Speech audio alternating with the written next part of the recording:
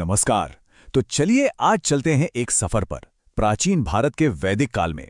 ये वो दौर था, वो सभ्यता थी जिसने एक बहुत बड़े साम्राज्य के खत्म होने के बाद भारत को एक नया रूप दिया। आइए इस बदलाव के दौर को थोड़ा और करीब से समझते हैं। तो सबसे पहला और सबसे बड़ा सवाल तो यही उठता है कि जब महान सिंधु घाटी सभ्यता खत्म हो गई तो उसके बाद भारत में हुआ क्या? एक लंबा सन्नाटा सा था और फिर एक बिल्कुल नई सभ्यता ने जन्म लिया।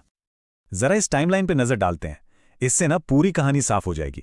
देखिए, सिंधु घाटी सभ्यता लगभग 1800 ईसा पूर्व के आसपास खत्म हो गई और फिर 1500 ईसा पूर्व से 600 ईसा पूर्व के बीच, मतलब करीब करीब 900 सालों तक वैदिक काल का दौर चला। इस पूरे युग की कहानी शुरू होती है आर्यों से। लेकिन ये आर्य थे कौन? और सबसे बड़ा सवाल, ये आए कहां से थे? यकीन मानिए, ये भारतीय इतिहास की सबसे बड़ी और दिलचस्प बहसों में से एक है। चलिए इसमें थोड़ा और गहरे उतरते हैं। सबसे पहले ये समझते हैं कि आर्य शब्द का मतलब क्या है। देखिए, इसका मतलब होता है श्रेष्ठ, कुलीन या संस्कृत। ये उन लोगों के लिए इस्तेमाल होता था जो संस्कृत भाषा का एक शुरुआती रूप बोलते थे। ये कोई जाति नहीं थी, बल्कि एक तरह की भाषाई और सांस्कृतिक पहचान थी। तो पुराने ग्रंथों में इनका जिक्र कैसे मिलता है? ये कमाल के घुड़सवार थे और रथों का इस्तेमाल करते थे। तलवार, धनुष बाण चलाने में माहिर थे। अपनी सुरक्षा के लिए कवच और ढाल पहनते थे।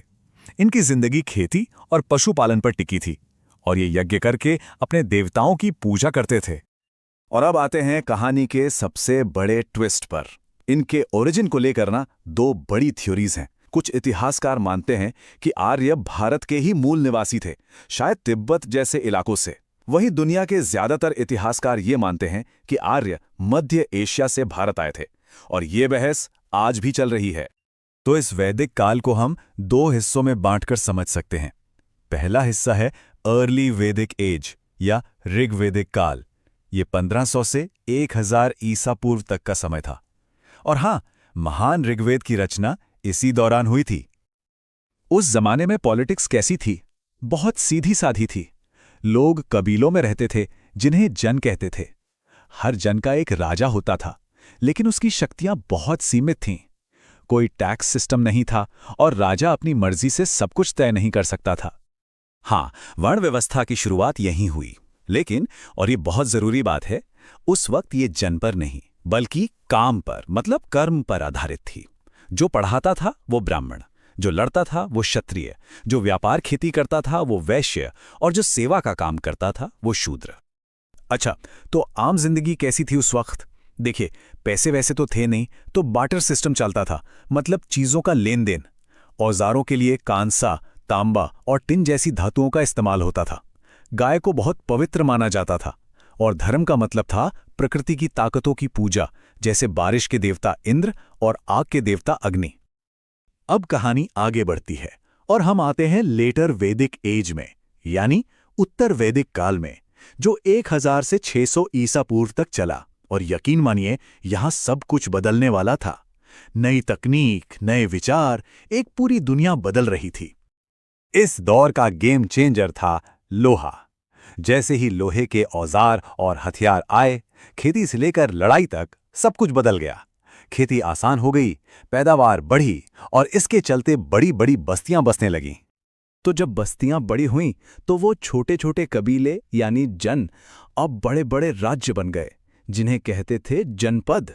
और इसके साथ ही राजा की ताकत और दौलत दोनों ही जबरदस्त तरीके से बढ़ गईं। और जब राजा इतने पावरफुल हो गए तो उन्हें चलाने के लिए पैसा भी चाहिए था। तो यहीं से शुरू हुआ एक फॉर्मल टैक्स सिस्टम। लोगों को अपनी कमाई या फसल का 16वां हिस्सा राजा को टैक्स के तौर पर देना पड़ता था। तो अब तक हमने जो देखा उसको एक साथ रखकर देखते हैं, मतलब ऋग्वैदिक और उत्तर वैदिक काल की दुनिया में क्या क्या बदला। इससे पूरी तस्वीर एकदम साफ हो जाएगी कि कैसे वैदिक समाज पूरी तरह से बदल गया था। ये टेबल देखिए, पूरी कहानी एक नज़र में साफ हो जाती है। राजनीति में कबीले वाले जन से बड़े बड़े जनपद बन गए। समाज में काम पर आधारित वर्ण व्यवस्था अब जन पर आधारित जाति व्यवस्था बन गई। अर्थव्यवस्था में बार्टर सिस्टम की जगह करेंसी ने ले ली और धर्म में प्रकृति पूजा की जगह अब मुश्किल रस्मों रिवाज और पशु बलि होने लगी। और ये जो समाज में बदलाव आया ना, ये शायद सबसे बड़ा और सबसे गहरा बदलाव था। पहले आपका काम तय करता था कि आप कौन हैं। अब आपका जन्म तय करने लगा। राजा का बेटा राजा बनेगा, चाहे वो काबिल हो या ना हो। ये एक बहुत कठोर सिस्टम बन गया। एक और बहुत बड़ा बदलाव आया, और ये अच्छा नहीं था। वो था महिलाओं की स्थिति में गिरावट। पुरुष औरतों को अपनी संपत्ति की तरह देखने लगे और महिलाओं से अपने पिता की संपत्ति में हक का अधिकार छीन लिया गया। उनकी आज़ादी कम होने लगी थी।